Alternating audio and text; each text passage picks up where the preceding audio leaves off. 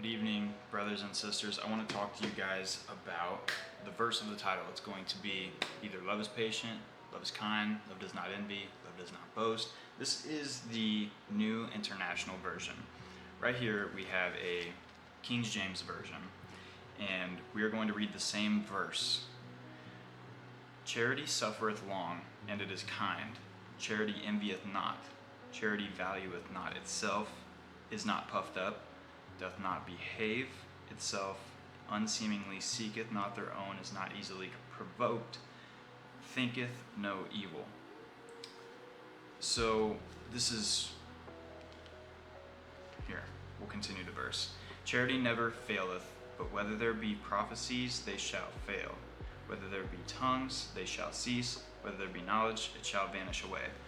So comparing this to the New International Version, it talks about love is patient, love is kind, it does not envy, it does not boast, it is not proud, it does not dishonor. We're looking at two different versions here. So what was the word charity? Oh. We learned something.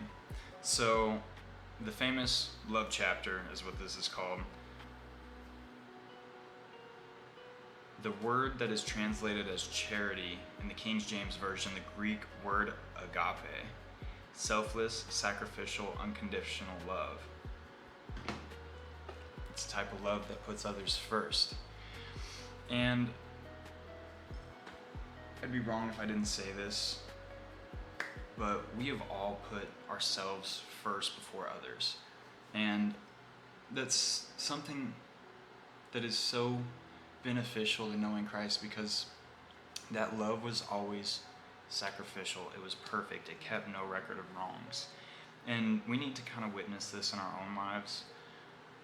I, myself, do not want to be a teacher, right? I don't want to understand this to a T, because the more you understand about this stuff and the more you, I guess, look into it, you realize how dirty we are, like, as individuals, right? Like, the law is some reflection in some regard. Now, pertaining to this verse, people talk about the love chapter. We're all looking for something, usually when it comes to, whether that be loving a family member, whether that be loving brother, sister, friend, father, whatever it may be, there was always something that felt transactional, right? But with Christ, there's not really a transaction. A lot of us see that transaction as like, we sinned and here we are. He bore those sins, right? So, but that love wasn't really transactional, it was unconditional, and it was infinite, right? We all get so caught up in trying to get something out of someone, or think that, like, every interaction that we have, right, that every interaction that we have that isn't love, it sort of becomes transactional, because that's not love. Love that is transactional is not love at all, right? So, digging down into this, rejoice in truth, bear all things, believeth all things, hopeth all things, endureth, key word, endureth all things. Charity never faileth. So if you ever had a love in your life that failed, from my understanding, any love that I thought was love, it was always self-seeking.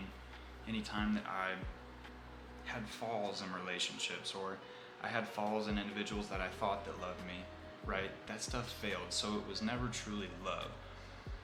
Even with my brothers, I say brothers very lightly, because I call my friends my brothers, I call my actual brothers my brothers. Our brothers and sisters in Christ, make sure that we're loving each other, right? We truly love each other, and these relationships aren't transactional. When I had certain relationships in my life, when I had certain friends, I would always think like, oh, this is just beneficial, this is great for each other, you know? Nothing ever seemed in that regard like nobody was taking away from me or nobody was adding on to me, right? Usually those relationships that iron sharpens iron, those relationships tend to they stick, right? And if you ever break something apart like that, right, you just notice people by their fruits, right? You can't ignore fruits whatsoever. And I guess my understanding of fruits is someone who can have these conversations with you, someone who is suffering in Christ with you. We are all members in this body, right? Coffee.